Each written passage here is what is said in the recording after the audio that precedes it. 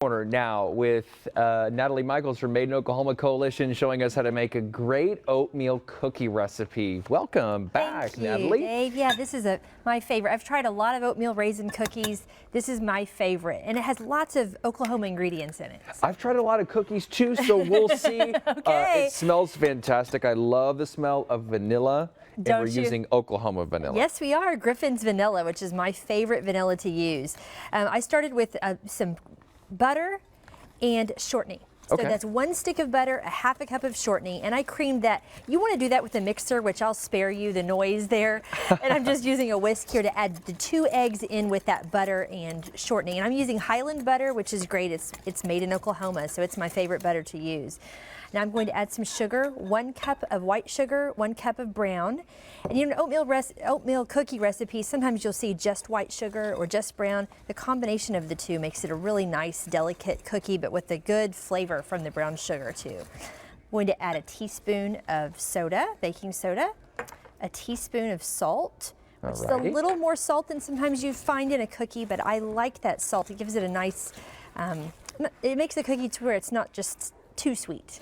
Yeah, that's a good balance, because a lot of times if you're adding all this sugar and all this vanilla, I mean, it's quite a pop of sugar. Yeah. Teaspoon of vanilla. This is the Griffin's vanilla, where you can buy it wherever you grocery shop. It's a great vanilla. And I'm going to add a teaspoon of cinnamon, which again, that's also quite a bit of cinnamon for a cookie. A lot of times you'll see a half a teaspoon, but I love the full teaspoon, gives it a really nice flavor. Then I'm going to add 1½ cups of Shawnee Mills flour. Shawnee Mills is ground and made with Oklahoma wheat. And that goes in. It's just getting bigger and bigger, but we're going to make a good amount of cookies. I mean, how many does this usually yield? How many cookies? Quite a bit. I would say probably 3 or 4 dozen. Okay. And I like to make a big cookie. So, I don't always get as many as the yield says, but, I like a big, nice cookie. And then I'm going to add the oatmeal, and we're going to add quite a bit of oatmeal, 3 cups of oatmeal, but that gives it a really good texture. We're going to have to get a bigger bowl. I know we are. We're almost at capacity. Yeah, you can go ahead and add that for me. Thank you. That's great. So just great. dump it, or are we going to do bit by bit here? Oh, I'd say go ahead and do the whole thing. We can fold that in.